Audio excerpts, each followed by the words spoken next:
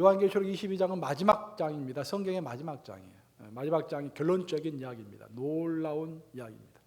오늘 저는 여러분과 더불어서 우리가 지금 마지막 시대를 살고 있다고 하는데, 이 마지막 시대에 우리 교회가 선교를 한다는 의미가 무엇인가? 그리고 이 마지막 시대에 우리가 어떻게 살아가야 할 것인가? 그 중요한 주제들을 놓고 진지하게 여러분과 함께 은혜를 나누고자 합니다. 12세기의 인물이죠.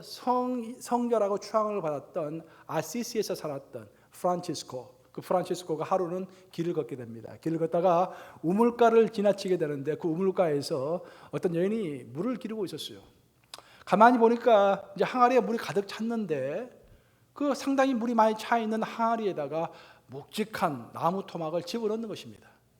참 신기했어요. 그래서 프란치스코가 물었습니다.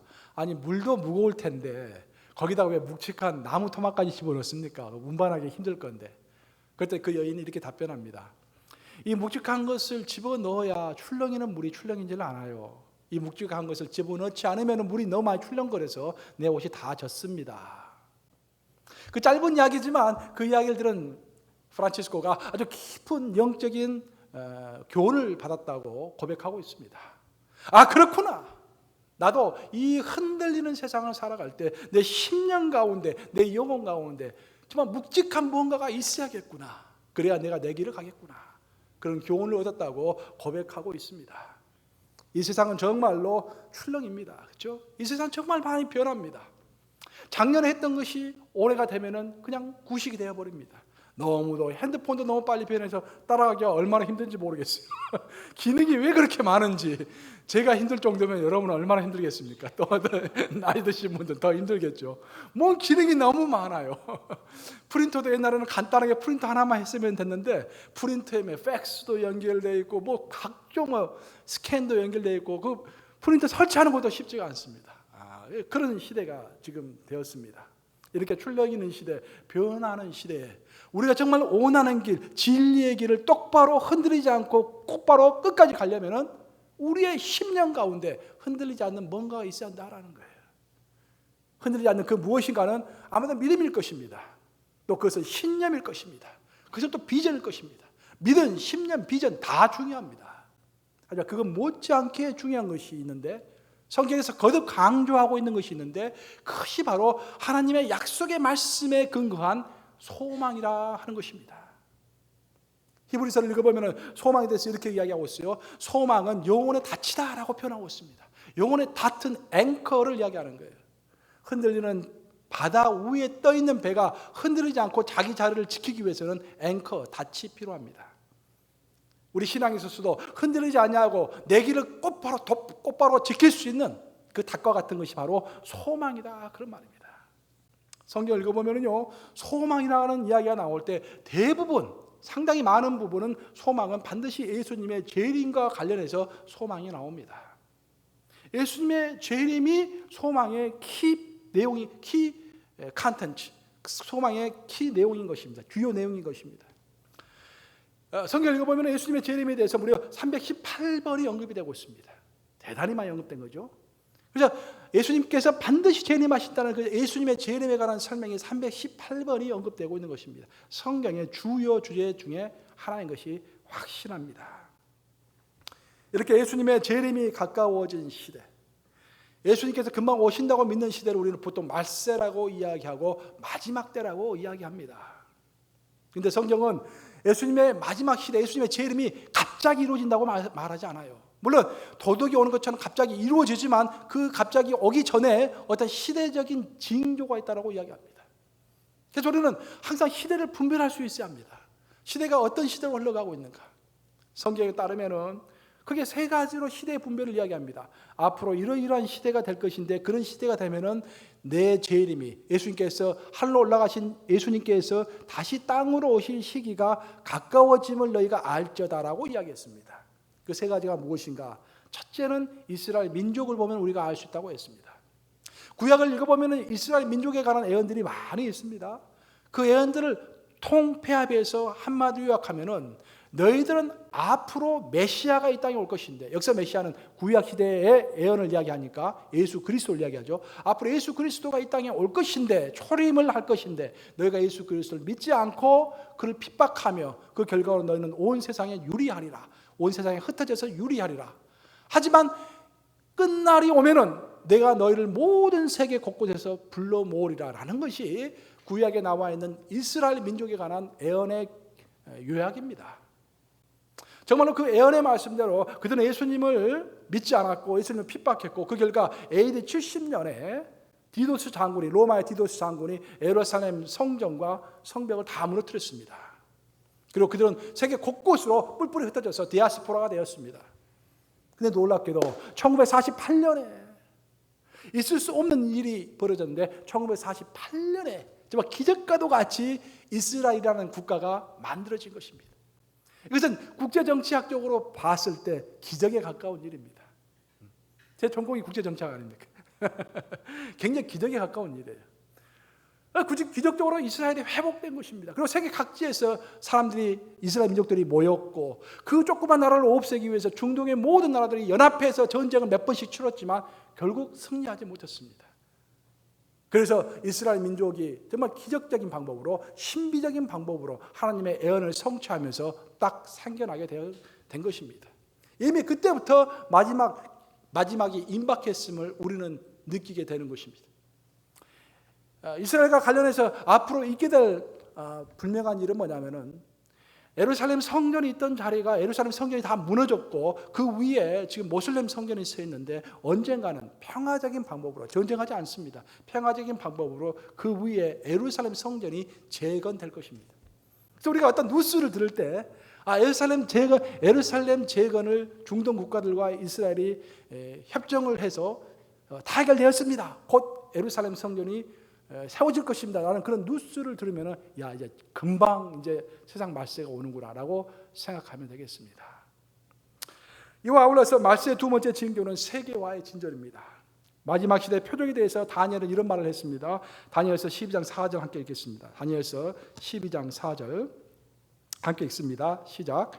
다니엘아, 마지막 때까지, 다니엘서 12장 4절 시작. 다니엘아, 마지막 때까지 이 말을 간수하고 이 글을 봉함하라. 많은 사람이 빨리 왕래하며 지식이 더하리라. 사실 요한계시록은 많은 부분이 다니엘서의 내용입니다. 다니엘서의 내용을 좀 더 세월이 흐른 후에, 1000년 이상의 세월이 흐른 후에 좀 더 구체적으로 설명하고 있는 책이 요한계시록이라고 생각하면 됩니다. 근데 하나님께서 다니엘에게 말씀하시기를 이 마지막 시대에 관련된 글을 일단은 봉함하고 있어요. 공개하지 말라라고 했습니다. 그러면서 마지막 시대를, 그 특징을 이야기하는데, 그 마지막 시대가 되면은 많은 사람이 빨리 왕래하며 지식이 더하리라라고 했습니다. 어떠세요? 오늘날 정말 빨리 왕래하죠. 제트기 타고서 한국 어저께 뉴스 잠깐 들어봤더니 KTX를 타고 1시간이면 대전까지 내려가고 그러더라고요. 요즘에는 그 전주까지 내려가고 그러더라고요. 보니까 아주 빠른 속도로 지금 왔다 갔다 합니다. 그리고 지식이 엄청나게 증가하고 있습니다. 즉 세계화 현상을 이야기하는 것입니다. 세계화 현상의 또 다른 이면은 뭐냐면은, 이제 세계가 한 사람에 의해서 통제하기가 그만큼 쉬워진 시대가 되었습니다. 옛날에는 미국의 금융회사들이 인도네시아 금융회사들을 지배할 수가 없었습니다. 왜냐하면 미국 금융법과 인도네시아 금융법이 달랐기 때문입니다. 지금은 그렇지 않아요. WTO라는 게 바로 그런 역할을 하는 것입니다. WTO가 세계 모든 금융법을 하나로 통폐합했습니다. 그래서 미국에 있는 체이스뱅크의 그 헤드들이 인도네시아라든지 한국이라든지 다 지배할 수 있습니다. 그런 시대가 되었습니다. 이런 세계 통합을 등에 업고서 앞으로 적그리스도, 예수를 대적하는 적그리스도가 정치 경제를 통합하면서 세계 대통령으로 나올 것입니다. 그때가 오면은 드디어 세상이 또 말세에 다가섰구나라고 우리는 느낄 수가 있을 것입니다. 하지만 이 두 가지보다도 더 중요하고 더 확실한 하나님의 마지막 징표의 말씀이 있는데, 그것이 바로 오늘 본문에 나오는 마태복음 24장 14절, 즉 세계 복음화입니다. 우리 예수님께서 세계 말세에 대해서 이야기하시는 장면은 크게 세 개로 나누어져요. 예수님께서 직접 말세에 대해서 언급하십니다. 마태복음 24장, 마가복음 13장, 누가복음 21장입니다. 이 세 장에서 예수께서 말세에 대해서 명확하게 말씀하십니다. 근데 그중에 마태복음 24장을 보면, 오늘 본문을 보면은 이렇게 나와요. 제자들이 예수님에게 살며시 다가섭니다. 그리고 조용히 물어봐요. 예수님, 예수께서 말세에 대해서 말씀하시는데 도대체 말세가 되면은 어떤 일들이 벌어집니까? 라고 물어봐요. 근데 예수님께서 9가지의 징표를 이야기하십니다. 그게 오늘 마태복음 24장의 내용인데, 예수께서 첫 번째 말씀하시는 것은 이 마지막 시대가 되면은 거짓 그리스도들이 많이 나타난다고 이야기하세요. 그러니까 내가 그리스도다, 내가 재림 예수다라고 많은 사람들이 말을 한다라는 거예요. 특별히 한국에서 이런 일들이 굉장히 많은 것 같아요.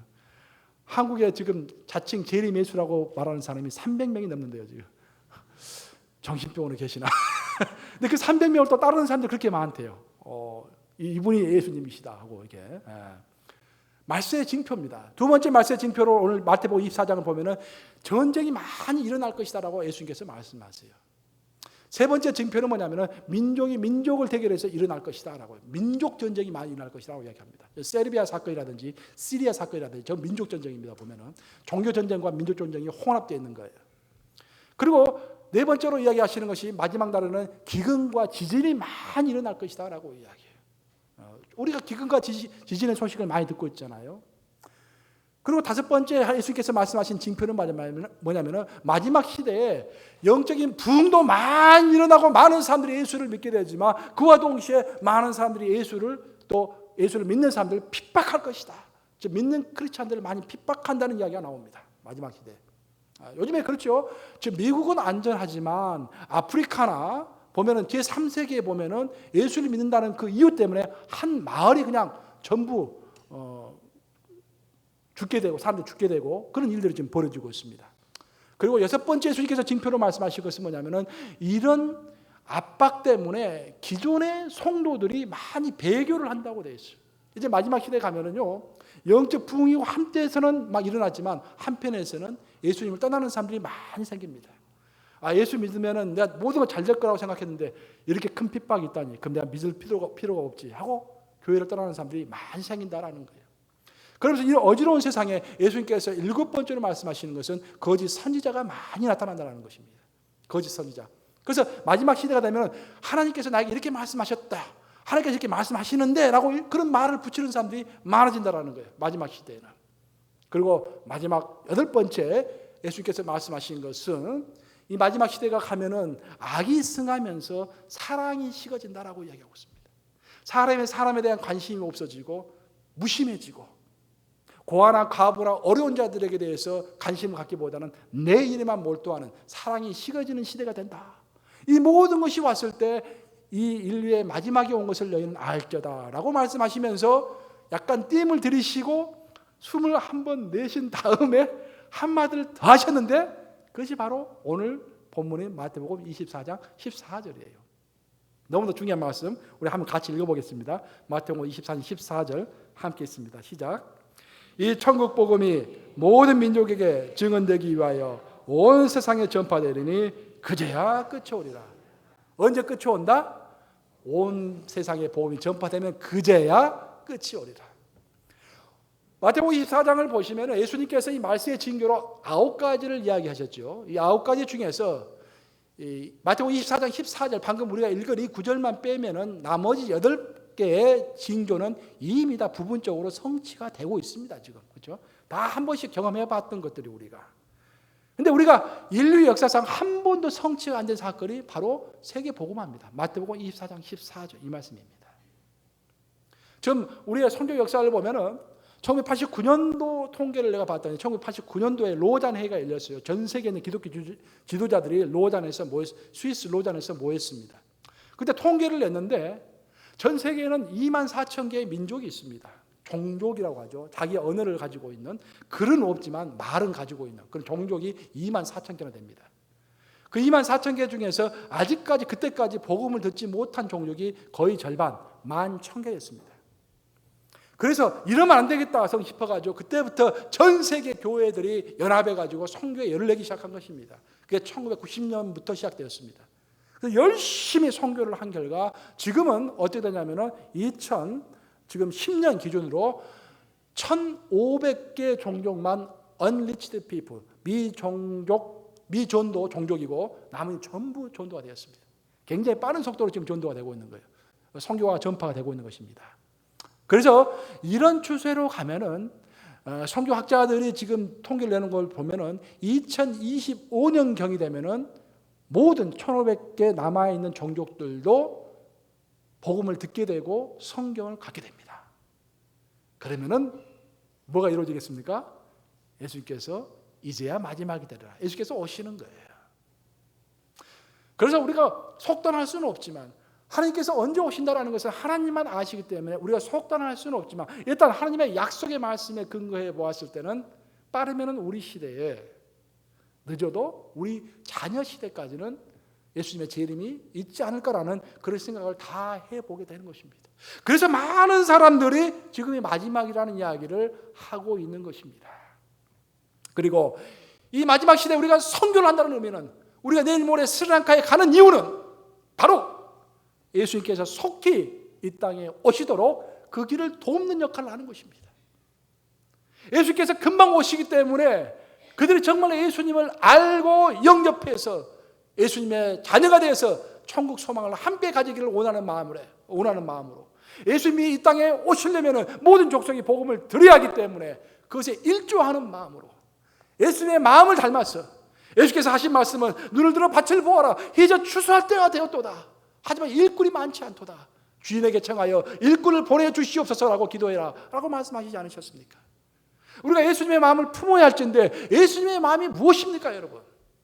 예수님의 마음은 하나입니다 여러분. 예수님의 마음이라는 것은 예수님의 뜻, 성경은 예수님의 뜻들이라는 플루럴 복수가 없습니다. 전부 다 단수입니다. 예수님의 뜻입니다. 뜻 하나. 뭐냐면 잃어버린 영혼들 향한 뜻입니다. 예수님의 그 뜻이라는 것은. 그래서 사도 바울도 예수님의 마음을 닮아서 내가 지금 당장에 죽는 것이 나에게 유익하지만 죽으면 천국에 갈 것이기 때문에 당장에 죽는 것이 유익하지만 내가 이 많은 고생을 하면서 이 땅에 남아있는 이유도 우리 예수님의 마음을 닮아서 단 한 영혼이라도 주께 인도하기 위해서 내가 이 땅에서 고생하면서 살아가고 있노라 라고 고백했던 것입니다.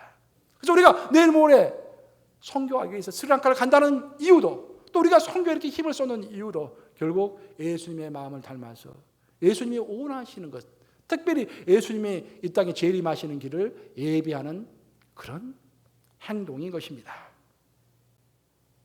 성경은 마지막 시대가 다가올수록 우리가 그 마지막 시대를 대비해야 한다고 말하고 있습니다. 마지막 시대가 온다라는 것이 중요한 것이 아니라 마지막 시대를 어떻게 대비해야 할까 그것이 훨씬 중요할 줄로 믿습니다. 여러분 마지막 시대가 온다는 것이 무슨 의미입니까? 우리가 다 별 상관이 없을 수가 있어요. 하지만 마지막 시대 정말 온다라는 것을 대비하려고 했을 때는 그 마지막 시대가 우리에게 크게 다가오는 것입니다. 오늘 본문인 요한계시록 22장은 요한계시록에서 마지막 장입니다. 어떻게 보면 성경의 결론이라고도 할 수 있어요.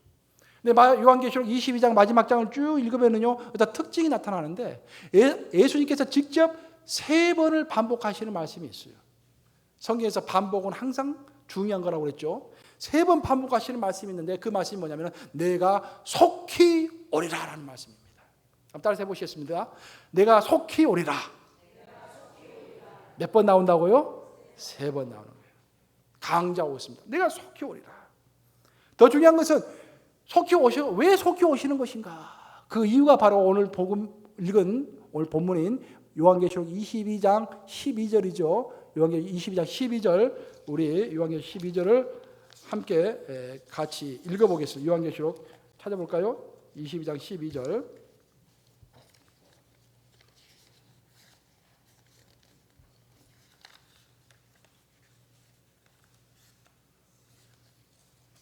요한계시록 22장 12절 함께 있습니다. 시작. 보라 내가 속히 오리니 내가 줄 상이 내게 있어 각 사람에게 그가 행한 대로 갚아주리라. 왜 예수님께서 속히 오십니까? 내가 너에게 줄 상이 있어서 너가 행한 대로 갚아주리라. 우리가 행하고 예수님을 위하여 눈물을 흘리고 보이지 않는 곳에서 기도하며 봉사했던 그 모든 것을 갚아주시기 위해서 온다는 거예요. 근데 예수님은 그런 마음으로 오시는데 예수께서 우리에게 주실 것이 아무것도 없는 사람들이 우리가 된다면 얼마나 마음이 허전할까요? 어떤 사람들은 예수님을 너무 많이 기다릴 거야. 예수님께서 주시는 것을 기대하면서. 어떤 사람들은 행한 것이 전혀 없기 때문에 예수님이 오시나 마나 안 왔으면 좋겠다, 그런 생각도 하는 사람들이 있다라는 거예요. 사랑하는 여러분, 오늘 분명히 예수님께서 말씀하시기를 내가 속히 오리라. 왜? 내가 너에게 줄 것이 있습니다. 무엇을 준다라는 것입니까? 너희가 행한 대로 내가 갚아주고 칭찬하고 위로하기 위해서 오신다라는 거예요. 결국 성경을 보면은 우리가 행위로 구원받는 것은 절대 아닙니다. 우리가 구원 얻는 것은 우리의 믿음으로, 하나님의 은혜로 구원을 얻는 것입니다. 하지만 성경은 행위 또한 굉장히 강조하고 있습니다. 특별히 우리의 행한 대로 갚아주시기를 원하시는 하나님에게 있어서 우리의 행위는 너무도 중요한 것입니다. 그래서 우리는 신앙의 정도를 걷기 위해서, 올바른 행실 가운데서 살아가기 위해서 우리는 몸부림을 쳐야 합니다. 몸부림을 쳐야 돼요. 신앙은 굉장히 진지한 겁니다, 여러분. 생명을 받고 생명을 주는 것이 신앙입니다. 예수 그리스도는 우리를 위해서 생명을 주셨지 않습니까? 그에 대한 대가로 우리의 생명을 주기를 원하시는 거예요. 굉장히 진지한 것입니다. 사실 어떻게 보면은 직장보다도 훨씬 더 정말 그 무엇보다도 중요한 것이 우리의 영생을 생각하고 그것을 준비하는 길인 줄 저는 믿습니다. 본문에서 요한은 두루마기를 빠는 자는 복이 있도다라는 말씀을 하고 있어요. 두루마기를 빠는 자는 복이 있도다. 예수님의 재림을 이야기하면서 이야기합니다. 본문에서 두루마기를 빠는 자는 복이 있도다. 그래서 두루마기를 빤다라는 것이 무슨 의미인가? 물론 첫 번째 의미는 이미 죄로 더럽혀진 우리의 영혼과 우리의 심령이 그리스도의 보혈로 눈같이 희게 된다는 그런 의미가 첫 번째 의미일 것입니다. 하지만 의에 못지않게 중요한 것은 우리가 매일 이 땅을 살아가면서 우리가 입고 있는 그 거룩의 옷이 더러워지는데 그때마다 회개하고 좀 더 더럽히지 않고 깨끗해질 수 있도록 항상 경계하면서, 또 우리가 더럽혀졌으면 그것을 깨끗이 빨면서 거룩한 삶을 살려고 몸부림치는 것이 중요하다라는 그런 말입니다. 그런 몸부림치는 자세로 살아가는 사람이 하나님 보시기에는 복이 있는 거야. 이미 다 갖추고 떵떵거리면서 그냥 오늘 하루 뭐 놀러 가면 놀러 가고 그냥 뭐 이것저것 바쁘게 사는, 평화롭게 사는 그런 사람이 복이 있는 것이 아니라 하나님 보시기에는 두루마기를 빠는 자, 거룩하게 살려고 몸부림을 치는 자가 복이 있다라고 이야기합니다. 뭐냐? 그 사람은 예수님께서 재림하시는 날 그가 행한 대로 갚아줄 것이 있기 때문에 복이 있는 것입니다. 여러분 복이 있습니까? 여러분 복이 있는 사람입니까? 여러분? 하나님께서 이렇게 나에게 자식도 많이 주시고 살 집도 주셨고 그날 복이 있지. 그게 복이 아니에요. 그게 복이 아닙니다. 재림하시는 예수님께서 갚아줄 것이 있는 사람이 복 있는 사람인 줄로 믿으시기 바랍니다. 이런 자들에게는 두 가지 복이 있다고 오늘 본문은 설명합니다. 첫 번째 복은 생명나무에 나아가는 것입니다. 거룩하게 자기 옷을 매일 빨고 거룩하게 살려고 몸부림치는 자에게는 하나님께서 생명나무에 나가게 한다고 했습니다. 영생을 얻는 것입니다. 아울러 문들을 통하여서 성에 들어갈 권세를 얻는다고 했습니다. 그래서 성이라는 것은 새 예루살렘이죠. 우리가 하나님과 영원히 구할 새 예루살렘에 들어갈 권세를 얻게 된다라는 것입니다. 이처럼 마지막 시대가 될수록 우리는 두루마기를 빠는 자로서 신앙의 정도를 걷기 위해서 몸부림쳐야 하는데 그게 잘 안 되는 경우가 많다라는 거예요. 그렇죠? 내가 거룩하게 살려고 하는데 잘 안 되는 거야, 이게. 왜 안 되는 것일까? 그것은 그 무엇보다도 여러분, 제가 관찰한 바에 의하면, 또 성경에서 지적하고 있는 바에 의하면 왜 성도들이 이렇게 몸부림치지 않고 안일하게 살아갈까? 그것은요, 우리가 읽고 듣는 하나님의 말씀을 너무 가볍게 생각하기 때문입니다. 제가 오늘 선포되는 이 말씀도 여러분 얼마나 진지하게 생각하십니까? 여러분이 있는 성경 말씀, 무시무시한 말씀도 굉장히 많이 나오죠. 은혜로운 말씀도 많이 나오지만 그래서 얼마나 진지하게 생각하십니까? 성경을 읽어보면 깨어있지 않고 정말로 깨닫지 못하고 준비하지 않는 자의 대표적인 인물이 에서입니다. 에서를 보면은요, 에서는 장자권이라는 정말 큰 축복을 받은 사람입니다. 장자권은 굉장히 큰 축복이었어요. 근데 그는 그것이 얼마나 소중하고 큰 축복인지를 몰랐어요. 그 값어치를 모르는 것입니다. 그래서 팥죽 한 그릇에 그 장자권을 팔아버렸어요. 그렇죠? 그래서 그 에서를 성경에서는 왜 그가 그 장자권을 팔았는가를 이렇게 설명하고 있습니다. 창세기 25장 34절이죠. 함께 읽겠습니다. 창세기 25장 34절 시작. 야곱이 떡과 팥죽을 에서에게 주매 에서가 먹으며 마시고 일어나 갔으니 에서가 장자의 명분을 가볍게 여김이었더라. 키포인트는 가볍게 여겼다라는 것입니다. 여러분 예배를 얼마나 진지하게 생각하십니까? 여러분 하나님의 말씀을 얼마나 진지하게 생각하시면서 그대로 살아가려고 몸부림치십니까? 여러분 오늘날의 문제는 뭐냐면 너무 가볍다라는 거예요. 너무 가볍게 여긴다라는 것입니다. 예배도 가볍게 여기고 성경 말씀도 가볍게 여기고 목사님 말씀도 가볍게 여기고 모든 게 너무 가볍게 여기 한 귀로 듣고 한 귀로 흘려요. 앞에서는 예하고 나서 뒤에 가서는 그냥 안 해요. 그냥. 여러분 우리의 행위로 하나님께서 갚아주신다고 하는데 너희가 행한 대로 갚아주신다고 했는데 여러분이 하나님의 나라 안에서 하고 있는 일이 무엇입니까? 어떤 자는 여성교회 회장으로서 어떤 자는 장로로서 어떤 자는 부장으로서 어떤 자는 어떤 울림이로서 각자의 역할이 있어요. 그렇죠?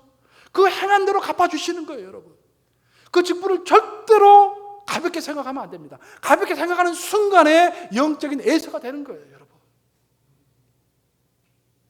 단임 목사는 말할 것도 없어요. 목사들도 정말로 두렵고 떨림에 살아야 합니다. 그렇죠? 가볍게 여기지 말아야 돼요. 목사로서 직분이 얼마나 중요합니까? 얼마나. 제가 이번에 온 거에 없던 이야기지만 갑자기 생각나서 여러분 내 마음에 굉장히 좀 실망스러운 부분이 있었어요. 뉴스 많이 보진 않는데 얼핏 보니까 한국의 백남기 씨라고 이렇게 물총에 맞아서 뭐 했다는데 서울대학 병원에서 진단서를 썼는데 엉터리 진단서를 써가지고 서울대학교 의과대학생들이 전부 들고 일어서고 뭐 동무들도 전부 들고 일어서고 이럴 수가 있느냐 그렇게 이야기가 나왔다고 그래요. 그래서 가만히 생각해 봤어요. 나도 굉장히 낭만이 많이 되더라고요. 지금 정말 우리 국민들이 가장 믿을 수 있는 재판관들, 재판은 굉장히 공정하게 하잖아요. 거기도 뇌물이 들어가서 이렇게 엉망이 되었지. 검찰도 엉망이 되었지. 정치는 말할 것도 없지. 그나마 어떻게 보면 독립성을 유지할 수 있는 병원이 그런 엉터리 진단서를 끊었다는 걸 보면서 나까지도 마음이 굉장히 많이 낭망이 되더라고요.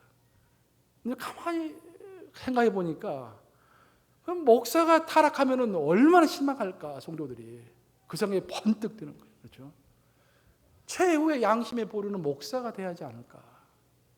그래서 제가 소름이 오싹 들더라고요. 정말. 제가 어제 저녁에 많이 생각을 했어요. 와 이런 것이구나. 내가 좀 금식하면서 또 다시 한번 기도를 해야겠다. 물론 최근에 기도는 갔다 왔지만 다시 한번 내가 기도를 좀 해야겠다라는 생각이 좀 많이 들었어요. 여러분들. 결국 우리의 모든 문제는 가볍게 여기기 때문입니다.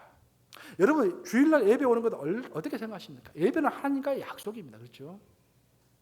얼마나 진지하게 생각하시면서 기대하는 마음으로 두렵고 떨리는 마음으로 또 기쁜 마음으로 예배에 나오십니까? 여러분들이 어떤 직분을 맡았다면 1년 직분입니다. 그 1년 동안 얼마나 두렵고 떨리는 마음으로 그 직분을 붙들고서 누가 알아주든 알아주지 않든 하나님 앞에서 열심으로 일하십니까? 결국 우리의 모든 것들은 하나님의 말씀을 얼마나 진지하게 생각하느냐. 우리 예수님께서는 우리를 너무도 사랑하셔서 십자가에 자신의 몸을 바꿔서 그 고통 가운데 피를 흘려주심으로 우리의 죄를 구원하셨다고 하는데 그 예수님의 사랑을 여러분은 얼마나 진지하게 생각하십니까? 사실 저는 목사지만 그것이 잘 느껴지지 않을 때가 있어요. 그래서 내 기도 중에 한때는 내 기도 제목 중에 하나가 뭐냐면 하나님의 그 사랑을 제가 알 수 있도록 도와주시옵소서. 십자가에서 못 박히신 그 사랑이 얼마나 깊은 것인지 좀 이해하고 싶습니다. 그걸 이해해야 내가 설교할 수 있을 거 아닙니까? 그런 기도를 한때 오래 했었어요. 제가 몸부림쳐합니다. 하나님 사랑을 우리가 깨달아 알 수 있도록. 신앙이 쉬운 게 아닙니다. 그런 면에 있어서. 두 번째로 오늘 성경을 읽어보면 우리 마지막 시대에 우리가 제대로 살지 못하고 있는 또 다른 큰 이유는 뭐냐면 우리의 믿음과 우리의 헌신이 변질되기 때문입니다. 여러분. 그래서 변질을 어떻게 방지하느냐가 우리의 신앙생활 또 핵심이 될 수가 있어요. 주는 그리스도시요 살아계신 하나님의 아들이시나이다 라고 누가 고백했습니까? 베드로가 고백했죠. 빨리 나오셔야지. 너무 진지하게 좀 앉아 계시지 말고 긴장을 푸시고 주는 그리스도시요 살아계신 하나님의 아들이시나이다 라고 베드로가 고백했습니다. 그 고백이 참된 정말 진실한 고백이었을까요? 아니면 가짜 고백이었을까요? 진실한 고백이었어요. 정말 내 목숨까지 다 바치겠다라고 진실한 고백을 했습니다. 그래서 예수님께서 그 말씀을 들으시고 너무 감동해서 내가 너 고백의 반석 위에 나의 교회를 세우리라고 말씀하셨던 것입니다. 얼마나 그 고백이 위대한 고백이었으면 그 고백의 반석 위에 내 교회를 세우리라, 음부가 틈타지 못하리라라고 선포하셨던 것입니다. 그런데 그 위대한 고백을 했던 베드로가 결국 예수님을 배반합니다. 나중에. 그렇죠? 물론 더 가면 회복하게 되지만 왜냐? 변질이 된 것입니다. 성경을 읽어보면 사울은 말할 것도 없이 다윗도 그 믿음이 한때 변질되었습니다. 그렇죠? 노아도 그 믿음이 변질되었어요. 그 노아의 홍수 어마어마한 사건을 경험하고 나서도 그가 타락해가지고 포도주 마시고 술 취해가지고 옷 다 벗고 잠을 잤습니다. 그렇죠? 엘리야는 어때요? 엘리야는 저 갈멜산에서 그 하나님의 위대한 그 능력을 체험하고 나서도 그 하나님의 능력을 보고서도 한 인간 이세벨이라는 그 왕비가 무서워가지고 덜덜 떨면서 도망을 갔지 않습니까? 그 믿음이 변질된 것입니다. 왜 우리의 믿음이 변질된 것인가? 그 믿음은 왜 우리의 믿음이 변질될 수밖에 없는 것인가? 그것은 우리의 믿음과 우리의 그 헌신이 후패하는 육체 안에 있기 때문입니다. 바로 그래서 사도 바울이 하는 이야기는 뭐냐면은 고린도전서 9장 27절에서 이렇게 얘기하고 있죠. 내가 내 몸을 복종하게 함은 다른 사람에게 전파한 후에 내 자신이 도리어 버림을 당할까 두려워함이라. 이것이 사도 바울의 고백입니다. 그 천하의 사도 바울조차도 하나님께서 크게 사용하셨던 성경의 3분의 1을 적었던 신약 성경의 3분의 1을 적었던 사도 바울조차도 후패한 몸을 가지고 있었기 때문에 자신의 육체를 쳐서 스스로 복종시키지 않으면 자기가 다른 사람들에게 복음을 전하고 다른 사람의 스승이었지만 결국 하나님으로부터 버림을 받을 수가 있었기 때문에 그것이 두려워서 항상 자기 몸을 쳐서 스스로 복종시킨다고 이야기했습니다. 사랑하는 여러분, 결국 우리가 항상 명심해야 할 것은 우리의 믿음과 우리의 헌신은 후패하는 육체 안에 있다라는 거예요. 그래서 내 후패하는 육체를 내 스스로 어떻게 할 수 없기 때문에 하나님께서 보내주신 것이 바로 보혜사 성령님이십니다. 우리를 도와주시는 성령님이라는 거예요. 그래서 우리가 이 후패하는 육체를 극복할 수 있는 것, 우리의 믿음의 변질을 극복할 수 있는 유일한 길은 뭐냐면은 성령 충만하는 것입니다, 여러분. 성령 충만해야 돼요. 성령 충만해야 돼요. 성령 충만해야 합니다. 그것이 길입니다. 결국 타락했던 성경의 위인들이 다시 회복할 수 있었던 것은 나중에 그 성령 안에 거 있기 때문입니다. 성령을 읽어보면 내가 성령을 받으라라고 예수께서 말씀하시죠. 하나님께서 주시는 것입니다. 하지만 사도 바울은 동시에 내가 성령 충만함을 받으라라고 했어요. 술 취하지 말라 이런 방탕하는 것이니 성령의 충만함을 받으라. 즉 성령 충만을 받는 것은 너의 의무이다라고 이야기하고 있습니다. 성령 충만을 하나님께서 주시는 것이지만 동시에 우리가 노력해야 하는 것이다라는 거예요.